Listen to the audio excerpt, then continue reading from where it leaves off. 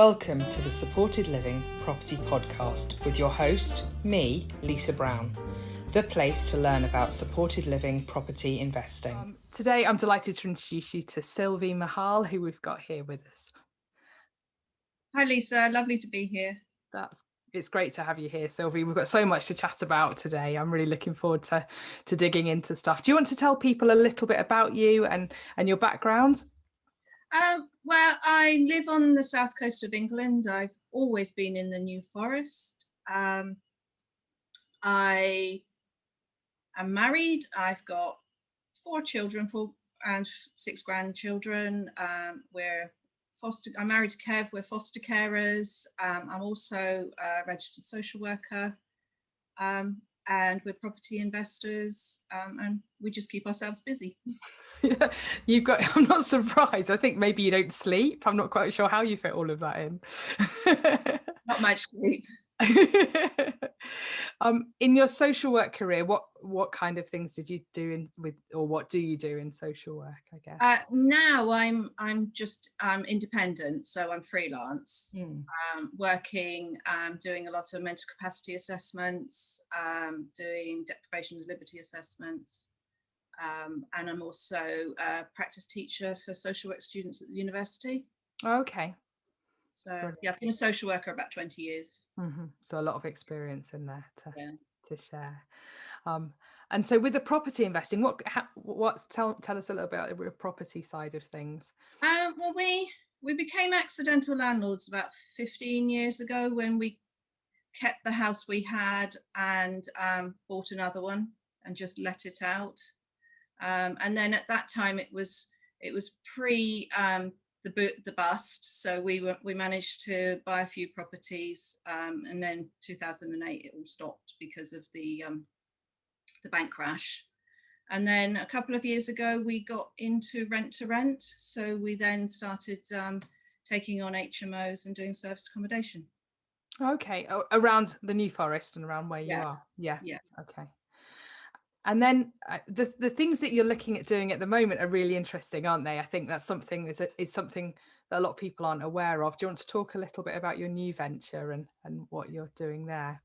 Well, our new venture, I've got a passion because my father was disabled. My father had cerebral palsy. So I've always been brought up with people who have been marginalised or disadvantaged.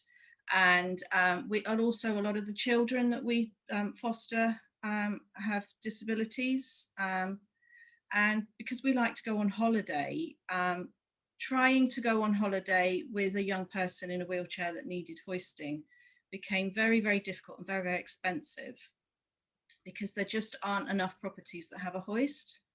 So with my passion for property and the knowledge I've picked up over the years, and my knowledge of what the most suitable property for somebody using a wheelchair and needing a hoist was, I decided to put them both together.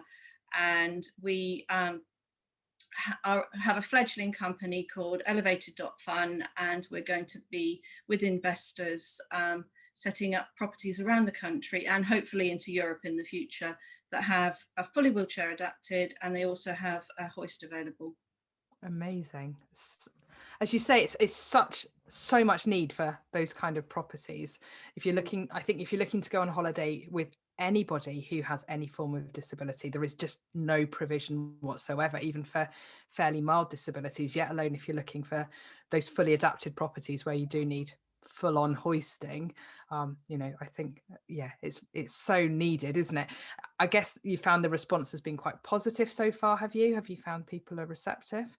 They're very receptive. I've been doing some research in specific groups, and also speaking to other homeowners that have got their own properties, and they're all completely supportive because they all agree that there isn't enough provision. But actually, it's not that difficult to make a property suitable, and I don't think people realise. I think people are a bit scared of it, aren't they? They think they're going to be a big, ugly adaptation that's going to completely change their property. What kind of adaptations are you talking about? What will you be doing to these properties to make them work for people? Well, they're going to be completely level access. So, and easy parking, easy to be able to get in and out of the building. And at that point, I'm sorry to interrupt you, but I know a lot of people think, oh, I've got a ground floor flat, it is level access. But actually, until you've tried to push a wheelchair into it or get a buggy up those 3 steps at the front door that you don't normally notice, or that's level change down to the kitchen, actually, a lot of British properties, even on the ground floor, are not level access, are they, Sylvia? No, they're not. No. And so it'd be level access to get in and out of the building, and enough room on the parking, because that's the other. When we had our young chap in a wheelchair, and he had a huge van, so you need a big parking area. So that's important.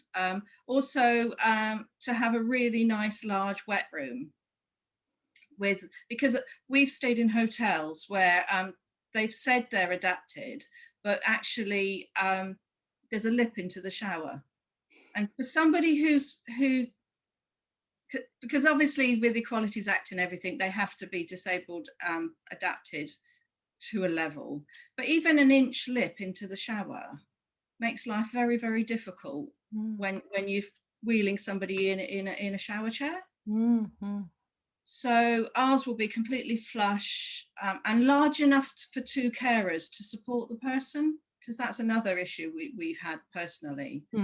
And our other biggest bugbear is you book a property that you think is level, you think it meets all the criteria, and then you find out that it's not an ensuite room. So you have to wheel the person in a shower chair from their bedroom to the shower room through a communal corridor. And as a nurse, you know the difficulties and trying to protect their dignity. Yeah. When they're soaking wet. Yeah, that's not fair at all, is it? No. So all of our properties, it's essential that they're going to be ensuite, big shower rooms, and just functional, really. And obviously they'll have high-low beds, and there'll be a hoist, either a manual hoist, sort of a mobile hoist, or a ceiling track, depending on the building. Now, when you talk about high-low beds, do you want to explain what that means? Because a lot of people won't understand.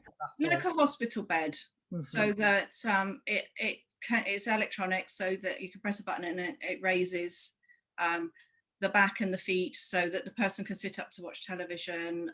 Also, that it has sides, because that's another thing that if you're trying to look after somebody who can't move themselves, often sides are important to stop them falling out of bed, or at least they can hold on to them. Yeah, absolutely. And when we're talking about hoists, like you just said, there are 2 different types of hoist principally, aren't there, that you'd be looking at in these situations. So I guess they're quite tricky to describe a hoist for someone who hasn't seen a hoist, aren't they? But they're, do you want to describe it? Do you want me to? Oh, it's difficult to describe. It is really quite tricky. I guess a mobile hoist, people may have seen in hospitals, when they we know that used to maneuver somebody between. In the old days, staff would or family members would lift an individual, but it's to save everybody's backs and maintain some safety for everybody, isn't it, really? But then there's the ceiling track hoisting that you're talking about. Is simply that, isn't it? It's simply like a track along the ceiling between a few rooms where the individuals may need to go, depending on the property will be, because eventually we want to build our own properties, and then they will be bespoke, and then you will be able to have a hoist that goes from the bedroom to the bathroom. But if we're adapting old properties, then it may be that the hoist is just in the bedroom. But like I said, if the level access shower is next door, then they'll have a shower chair or a wheel commode or something that they can go into the shower room.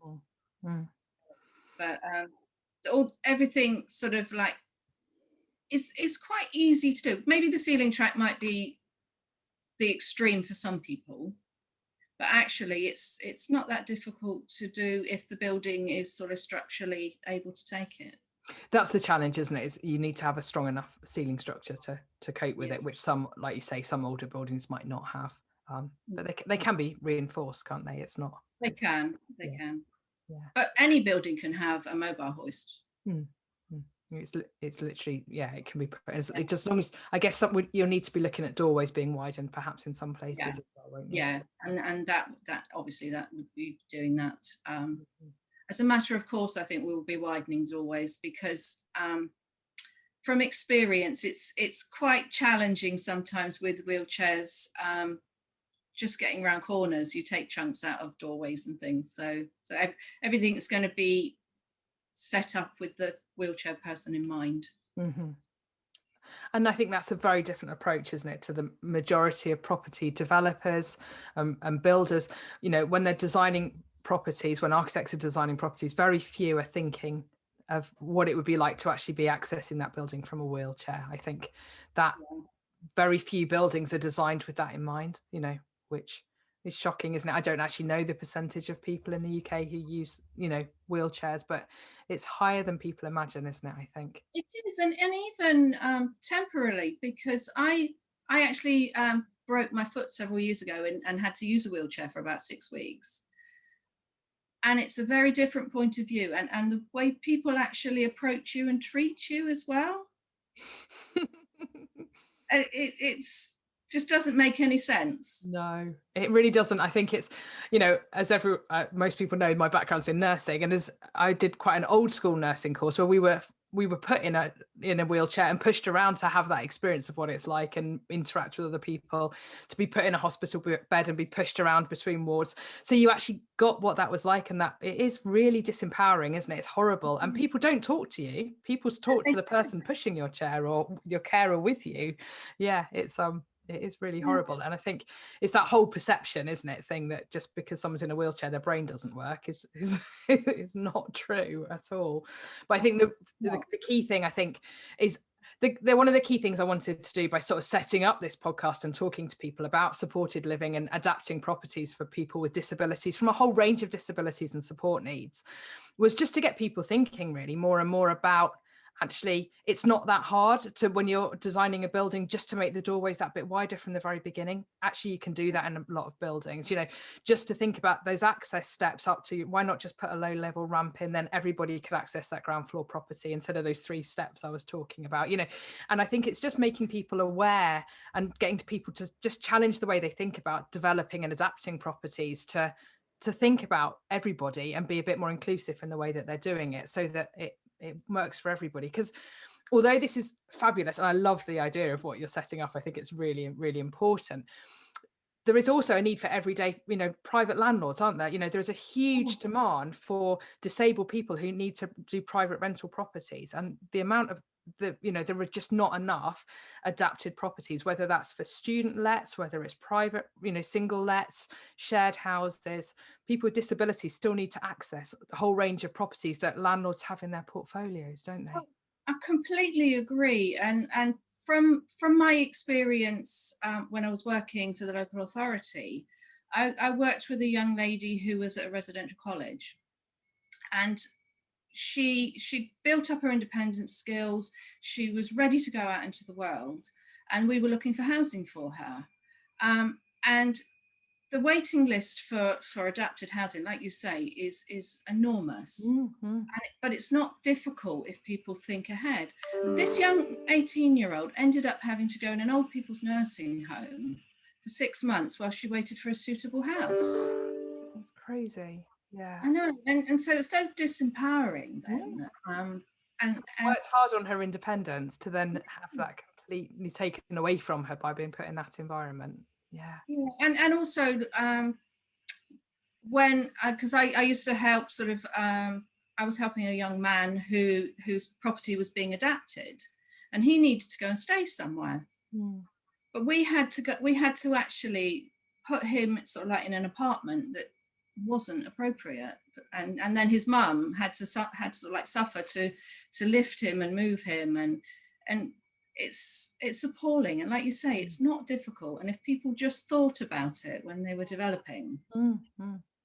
You know, I think it's this assumption that, you know, and I bang on about it, and for anyone who listens to me, that everybody is a shiny professional looking for private rental properties, you know, but actually there's a lot of, particularly students, you know, disabled students really struggle to get accommodation, you know, and to share accommodation with their friends like anybody else is entitled to do, to have that experience of living in a house with friends, you know, is important, you know. And actually, if you're converting a student house to an HMO, you've generally got 1 bedroom downstairs. Perhaps just think a little bit more about making it more accessible. You know, it Yeah. opens it up to so many. Because the thing is that the level access shower or the adaptations you do aren't going to affect anybody else. No.